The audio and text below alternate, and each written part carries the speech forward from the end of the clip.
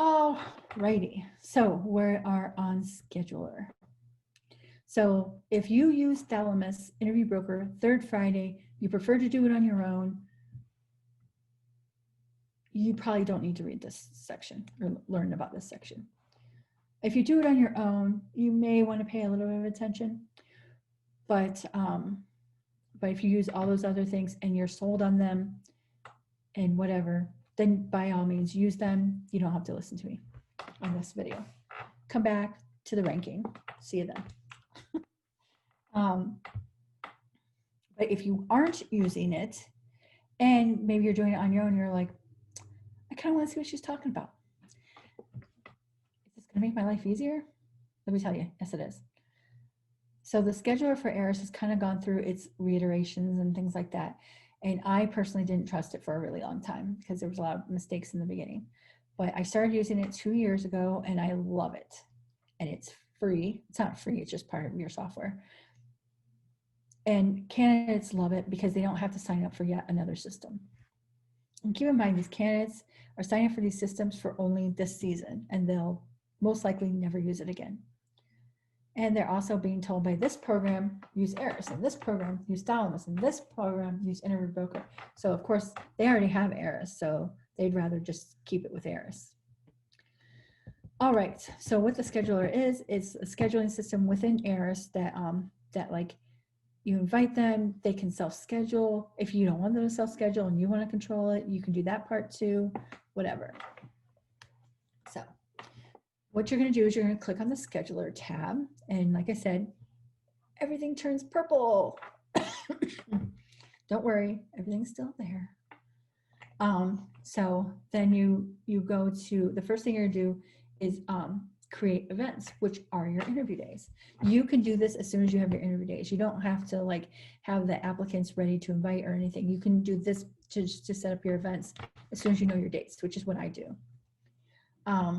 So then what you do is you, up here in the top left corner of the window, it's going to say new event automatically. And the weird thing about the scheduler is, and I don't know why this drives me like really crazy, but like, you know how most drop-down menus will have drop-down, you select and either automatically goes there, or you have to say, okay, run or go or whatever. They didn't do that. They decided to make this part the button and not tell you. So you're like, it says new event, like where do I click next? So little stupid thing is that you like will select it or make sure it's selected, and then you click right on, you obviously it's a screenshot so you can't tell, but it turns it into like a little finger, and then you click on it and it'll go to the next section. In the ERAS scheduler, you can schedule things two different ways. You can schedule them where everybody self-schedule, you like put the limits in there and you send out the invites and blah, blah, blah, blah, blah, and all that sort of thing, the thing where they interact with the software themselves. So you don't have to deal with them like, I want to move my date, blah, blah, blah. Oh, I'm sorry, I'm doing 1,200 different things. Let me do that for you. But some people prefer it that way. So, but the ones where they automatically schedule is called RSVP. You can also do, using the same system and the same idea of everything, called make your own events that you completely control, and that's called private. And if you do it this way, it will feed back into your filters so that you can run filters on things. If you have the time and you're using something like Thalamus, but you want to make sure these dates are in there, you can take the data from Thalamus and you can put it into a private event. To me, it just seems like double work. And when you could just, like I said, you can make an attribute for the date so you can run a filter on it later. All right, so now we go to new events. Like I said, click on it. And it defaults to a private event. And you'll see, because it's got a little key next to it. And that means that like nobody can see it but you, basically. So if you want people to interact with it, you just click, it says, make this an RSVP event, and you just click it. So now you're going to enter the dates. You can enter more than one date at a time, and the duration. So the duration gives you options of either full day, AM session, PM session. So if you're a program that you're like, and I get asked a lot, Chris, what do I do if they're going to have 6 candidates in the morning and 6 candidates in the afternoon. Well, this is where you're going to create a separate event for each session. So AM session will be 1, PM session will be 2, and so on. So that's where you can pick that. Then you name your event. The event name is, I think only you see it. You can add more than one at a time, using all the same kind of information that you're doing, that you're keeping it kind of consistent on each of the days. You're going to fill in how many slots you want for each of those sessions, not days, sessions. So if you have AM, PM session, and there's 6 people per session, that's 12 a day. So just keep that in mind. Then it asks you how many slots you want to put in for a wait list. So this is up to you and how well you know that you go through your wait list. If you know that chances are people are not going to schedule from your program, and they usually typically don't like cancel very much, then you may only want to have like 1 waitlist slot or something like that. But if you are a program where there are a lot of cancellations and stuff, you may want to have a little more waitlist slots. You can put this number of the number of waitlist slots apply to that day. So like if you're doing 5 days and you can have 3 per day, then that's a total of 15 waitlist slots. Waitlist slots that are being created over the season. Keep in mind for the waitlist slots that you will get those anxious candidates, and they can sign up for more than 1 waitlist slot. So it always happens with the FMGs, and they're just anxious, and they want to make sure they get the right slot. And they may have signed up for a date because they want to come to they want to interview at your program really badly, but it's not ideal for them, so they've signed up for these other waitlist slots. I kind of keep an eye on that sort of thing, because that falls under professionalism. And if I see somebody's, like I had that happen the one year, and what was happening was I was getting emails from some people that said, I didn't get a date. There are no waitlist slots left. And I was like, how are there no waitlist? There should be. And then I looked on it, and there was like a couple people that had signed up for more than 1 date, and I had only put in three slots on each day. So I actually, you don't have to do this. You can increase your waitlist slots if you want, but I didn't do that. I emailed the people, because I'm always an advocate for if you don't know that, and nobody ever tells you, it's not going to help you. So I reached out to the candidates, and I said, unfortunately, you can't sign up for more than 1 day or more than like 2 days, because we had like 10 total days. So I didn't want to be a total jerk. And you have to like you can't be on every day, because other people aren't getting to be put on waitlist slots. So can you?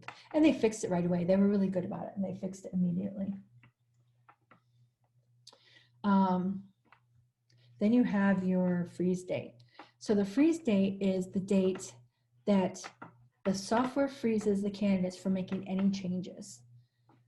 So say your interview date is on the 10th, and maybe your freeze date is 7 days, then on the 3rd is the last day that they can make any changes without contacting you.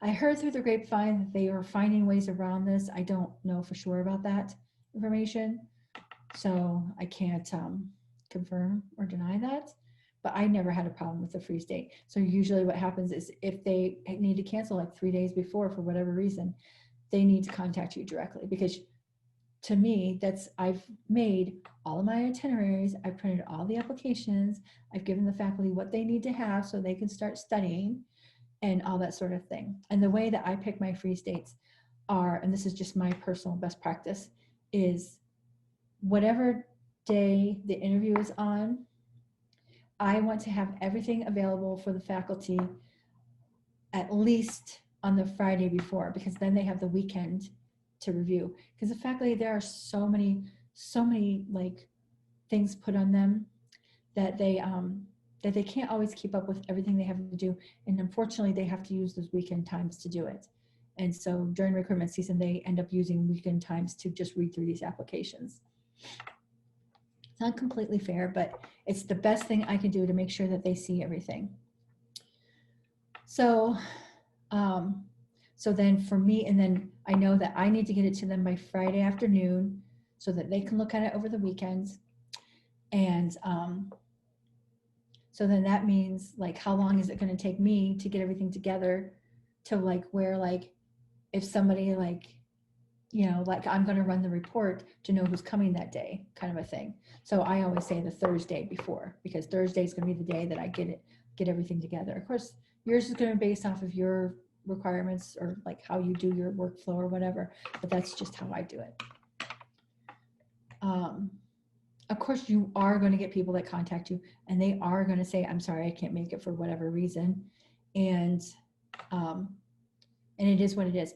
But at least it's not sneaking up on you, because you're letting them self-schedule the whole time. And then these last 7 days, you're not, because if they do cancel, well, now you can like make an adjustment, find somebody else to fill the slot, and you know right away, so that you can actively, the really good candidates, like they'll do it anyways. They're like, I just wanted to give you a chance to fill the slot, blah, blah.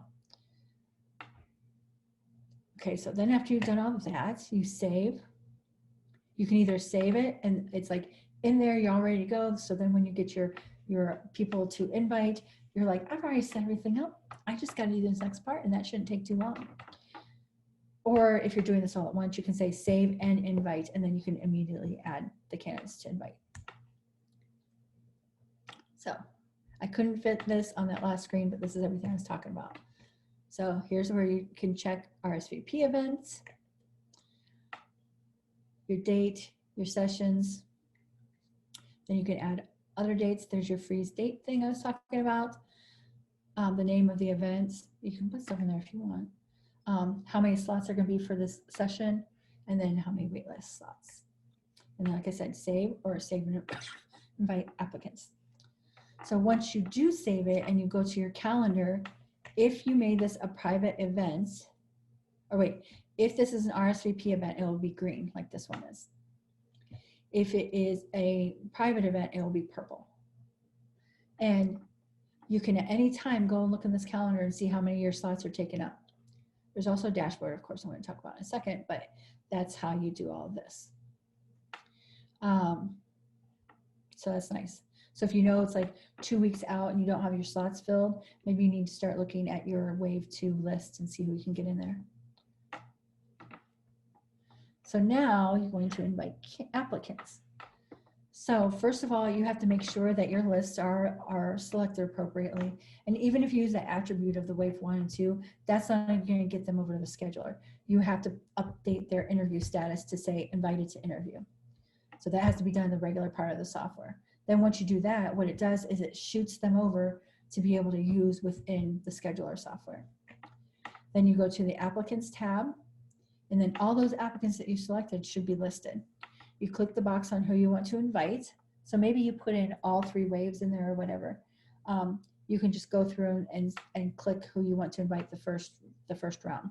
For me, with the waves, I put the waves as a placeholder, and then so Wave 1, I make them all invited to interview, and then I send them over and do this.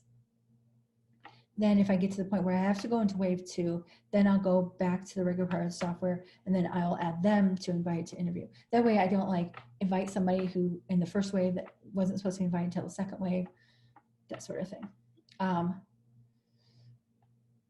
Then you click invite again. You have to click over the drop-down menu thing. You can enter the invitation name, but that's just for you. I end up naming it the same thing on every one. But then you can choose the message template if you have one saved. And this is the other part that I didn't talk about the messages, because this is more specific to the invites, but it's the same templates. So you can save a template into your normal thing about your invites or whatever, but and it will appear over here. Now keep in mind, for these invites, I don't put every single detail about the day on there, because chances are you're inviting them so early on that you don't have the details for the rest of the day. But I give them what they need to know. So when this is normal season, when they don't have to do it all virtual and they come and travel and things like that, I put things in there like expect, these are what you should expect. The things that they have to arrange your travel plans around, basically. So oh, we have a dinner the night before at this time, blah, blah. So then they know they have to get their flight and get settled before that dinner so they can make the dinner on time. Because they're going to have to make their flights now so that they can be there on time. So they need to know that information. And then I'll say, then the next day your day will start at 7 a.m. or whatever it is. You'll go through here. This is when we're going to feed you. Because then they may have to plan around that too, around when they're going to eat. And then the day ends at 1 o'clock, and then you're free to go. So then they can make their flights plans around that time, so that, like, because they're probably going to have another interview day, that they're going to have to be there the night before for dinner and all that sort of thing. I give them addresses of where we're located so that they can get their hotel close by. And then usually most towns you can work out with area hotels to get reduced rates on hotels, so that you can send them that information, which I do in this invite as well. And then I will also tell them that they'll get more information when we get closer to the date, including like where dinner's at and all that sort of thing. So obviously now it's all virtual, and of course there's going to be links, and there's going to be like itineraries and all that sort of thing. Again, all that stuff I sent later. So I tell them, hey, the residents want to have a social Zoom with you the night before. So then they have to plan. And of course now they have to plan to be available. So that means that they have to be off of like services. They can't be on call during this time. They have to arrange for, like, there's still stuff they have to arrange. Like, I think the number one mistake that's being making during this virtual interview time is like, well, they can just do whatever they want. They just have to go on the camera. So there's no planning. That's not true. There is planning, because they can't be on various rotations and services and expectations and things like that during that time. They need to like figure out their setup. Like some programs are trying to help out their medical students a little bit and having areas to do interviews, but then that means they're going to have to schedule that time to be in that room with all the nice equipment, or like maybe their wife can't be there, or their kids or whatever. There's still planning that they have to do. And then of course time zones adds a whole nother layer to this. So like what had happened for one of my programs is that they decided to do the social the night before, and the best time we could do it, because we were East Coast but we had West Coast applicants, was like 8 p.m. because if we went to 9 p.m. that was just, most of the people were East Coast, so it was kind of not fair to most of the people to not sign it, to not even start the thing until 9 p.m. was just a little rough on everybody. So I think I made it like 8:30 or something like that. But then that also meant for California, it's like 5:30 for them. So they're just hopefully getting off their rotations, and they're like commuting or whatever. And so they're not being able to be engaged like you would at a normal dinner. So you have to like tell them the stuff ahead of time so that they can plan. And I put that all in that email. Blah, blah, per messages. Okay. You can attach attachments if you want, but it only accepts PDFs and JPEGs. Then double check to make sure your applicants are selected that you want to invite, which they should be because you already kind of selected them. Click which date you want to invite them to. Usually like in the beginning, you're going to invite everybody to every date, but maybe you're just trying to like, maybe later on, you're just trying to fill a slot and you're adding a person in there. So you're like clicking 1 or 2 people, but there's only dates on the one date. So then you only want to select that date. And then click send invitation. And this is what that screen looks like. The blue boxes here, they represent where the candidates' names were, just so you know where they pop up. That's what, or else I would have made it white. But I wanted you to realize what happened. Of course, couldn't show you the candidate names. So this is the invitation name. You can select your message template, and then the email will go in here. Under here, you can only see the first one, but it's like the whole column of all your people that you've selected to invite. And you can do filters to help you find people or whatever if you have a ton of people. Once you select somebody, their name will be here. So then if you have your list of people and you're like, oh, I didn't mean to invite them, and you don't want to scroll the list, you can click X and it will remove them. And then this is the events. Okay. So there's a thing called a scheduler dashboard, which is in the very top right of the screen. And up here, you have, it looks like this. Sorry, I zoned for a second. It looks like this. So I'm going to explain to you what each section means, which is also written here as well. So the first one is selected. So those are the people that you have selected as invited to interview or selected to interview. So it's called selected, but you haven't sent an invite to yet and nothing further has happened. So in this case, I had one person I moved over that hadn't been invited. So they haven't got any notification yet. So they're still in my bin, my holding bin. Then the invited are the people that you've invited, whether they've declined, whether they haven't answered, whether they scheduled, whether they waitlisted, whatever. The total number that you invited is right here, up to that point in the recruitment cycle. These are the people who have waitlisted. This is the number of people who have actually scheduled and are actively scheduled. You can click to make people interviewed, but you have to mark it. And then these are the total number of people who have declined. So as you can see, my total invited was 16 because of the 14 scheduled and then the 2 that declined.